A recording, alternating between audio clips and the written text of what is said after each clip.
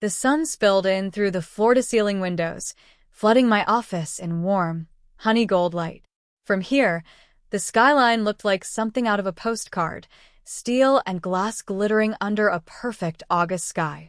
My silk blouse clung to my skin just enough to remind me I'd been moving all morning, meetings back to back, barely time to breathe. The faint trace of my jasmine perfume lingered in the air, mixing with the smell of fresh espresso from the machine in the corner. I was signing off on a final purchase agreement, my newest property, when my phone buzzed against the glass desk. The name flashing on the screen made me still for a second. Melissa Harper. It had been years. My cousin, the same one who'd laughed in my face the last time I told her what I was aiming for. She'd said I couldn't afford even a fraction of what I dreamed about, that I should be realistic and stop chasing things meant for other people. I let the phone ring twice before answering. "Hey, stranger," she said, her voice too cheerful, too forced. "Guess what? I'm in the city. And, well, I just realized your office is in the same building as the new Harper and Company space. I'm downstairs." I leaned back in my chair, my heels pressing into the plush rug under my desk. "Downstairs?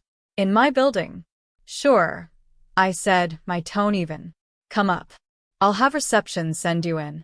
As I hung up, a small smile tugged at the corner of my mouth. She had no idea. 5 years earlier, I was sitting in the cramped corner booth of Dawson's Diner, clutching a chipped coffee mug between my hands. The place smelled like burnt toast and cheap bacon grease, and the overhead light flickered in a way that made my headache worse. Melissa sat across from me, her perfectly manicured nails tapping against the table. Her latte sat untouched, foam art still intact, like she didn't even need caffeine, just the satisfaction of proving me wrong. "So," she began, drawing out the word, "you're really thinking about putting in an offer on that loft?" I nodded, feeling my pulse in my throat. "It's a good location. And if I..." She laughed, sharp and loud, cutting me off. "Emily, you can't even afford the security deposit. And don't get me wrong, dreaming big is cute and all, but you're setting yourself up for disappointment." Her words landed heavier than the plate the waitress set in front of me. I pushed my eggs around with a fork, forcing a smile. "I'll figure it out," I said quietly. Or, she leaned in, her perfume, too sweet, too strong, filling the space between us. "You could just accept your life for what it is. Not everyone gets to live in those buildings you see on TV." I remember my hands shaking under the table. Not from anger, from the weight of realizing she didn't just doubt me. She genuinely believed I'd never rise above where I was. That night, when I got home to my tiny one-bedroom with its leaky faucet and peeling paint, I sat on the edge of my bed and pulled out a worn leather notebook my grandmother had given me the year before she passed. On the first page, in her careful, looping handwriting, she'd written, "Don't let them write your ending." I traced the letters with my finger until the sting in my chest eased into something sharper. Resolve. The next morning, I gave my landlord notice. No, I didn't have a place lined up yet. No, I didn't have enough saved to make the move easy. But I knew one thing: if I stayed, I'd shrink into the version of myself everyone else seemed to expect. I was done letting other people's limits define me. Moving out of that apartment felt like jumping off a cliff without knowing if there was water below, just a blind leap into the unknown. For a few weeks, I crashed on a friend's couch in Queens, living out of 2 suitcases and that worn leather notebook. I took a part-time receptionist job at a small real estate agency, answering phones and organizing open houses. It wasn't glamorous, but it paid the bills and, more importantly, it put me in the rooms I wanted to be in. I studied every deal that crossed the desk, every contract, every client conversation. I'd stay after hours, running my fingers over property brochures like they were treasure maps. One night, as I was packing up, my boss, Linda Parker, a seasoned broker with a reputation for never sugarcoating anything, walked by my desk. "You've got an eye for this," she said, tapping a layout I'd just reworked for an open house flyer. "Ever thought about getting licensed?" I almost laughed. "I can't afford the classes." She tilted her head, considering.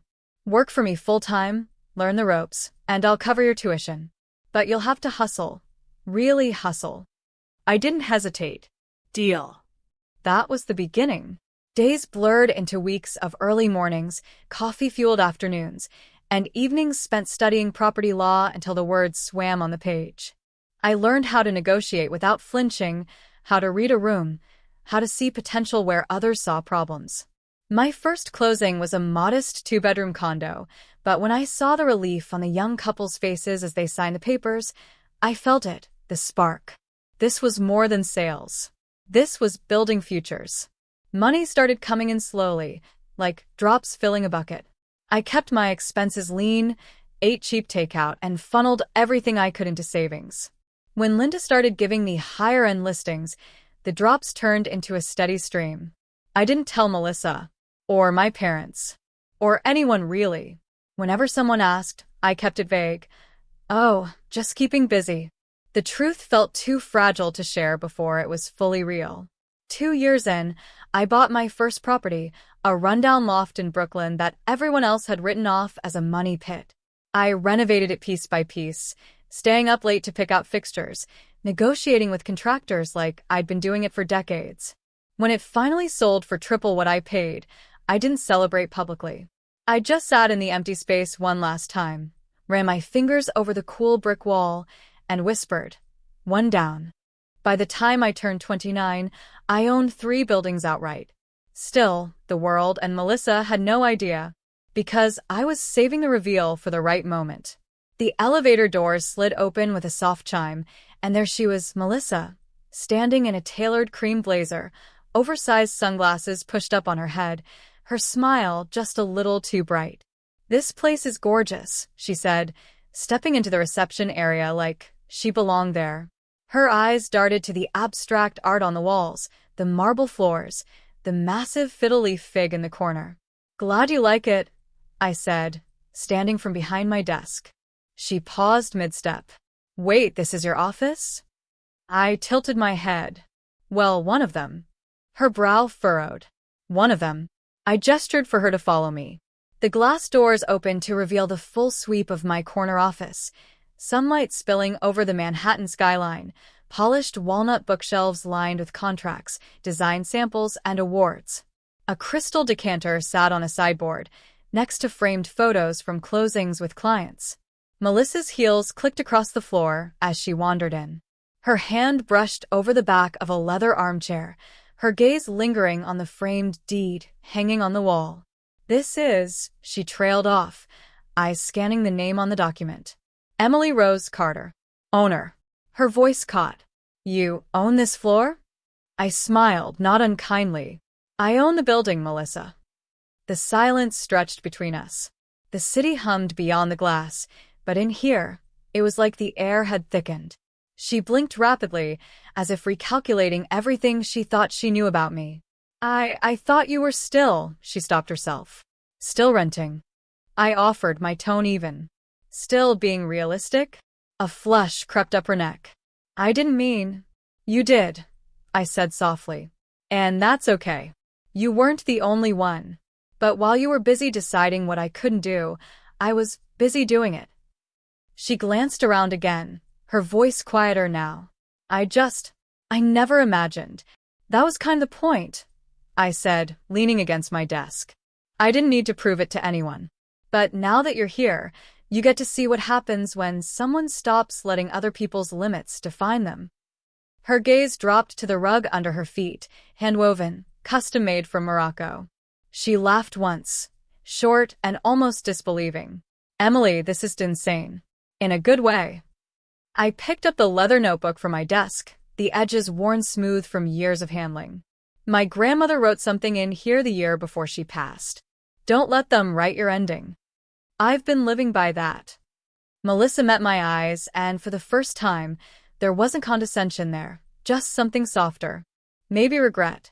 Maybe admiration she didn't quite know how to express. "You really showed me," she said quietly. I set the notebook down. "No, Melissa. I showed myself."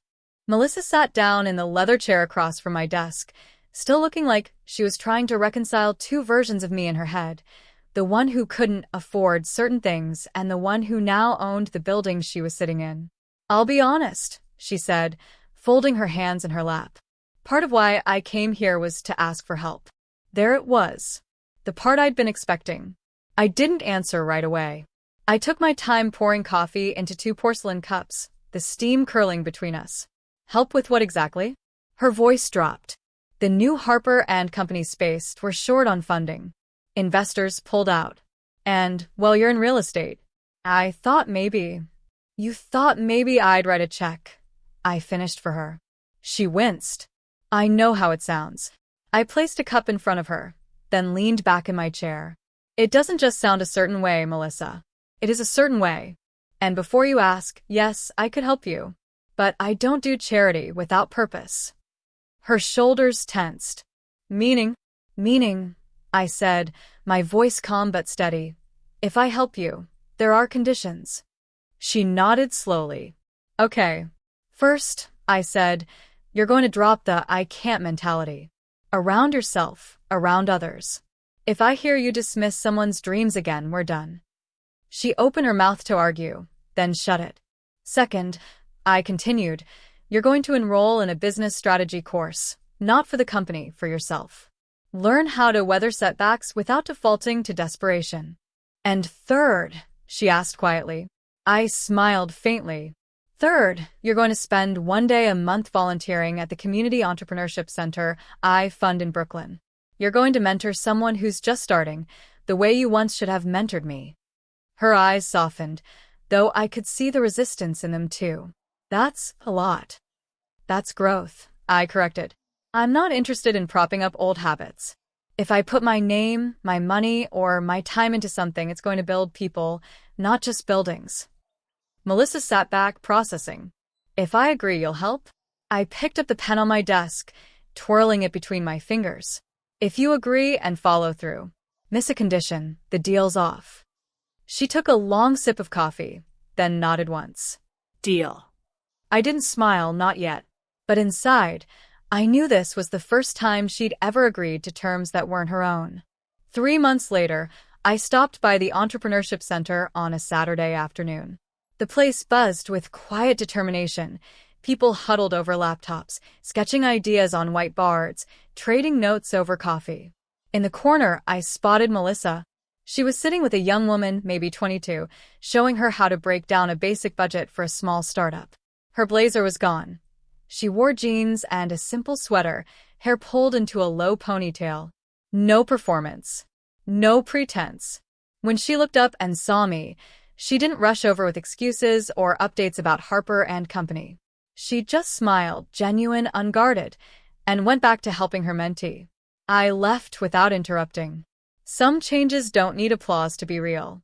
That evening, I sat by the window in my apartment, the one I'd bought outright last year, watching the city lights flicker on one by one. The leather notebook lay open on the coffee table, the first page still bearing my grandmother's looping handwriting. Don't let them write your ending.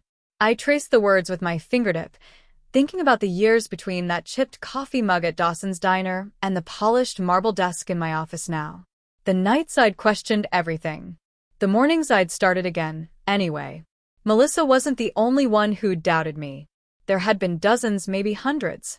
But the thing they never understood was that I wasn't chasing what they thought I couldn't have. I was building the life I knew I deserved. And now, every time I walked into one of my buildings, felt the weight of the keys in my hand, saw my name on the deed. It wasn't just proof. It was power. I closed the notebook, the faint scent of old leather rising in the air, and smiled to myself. They said I couldn't afford this, I murmured, looking out at the skyline that was now part of my life. Now I own it.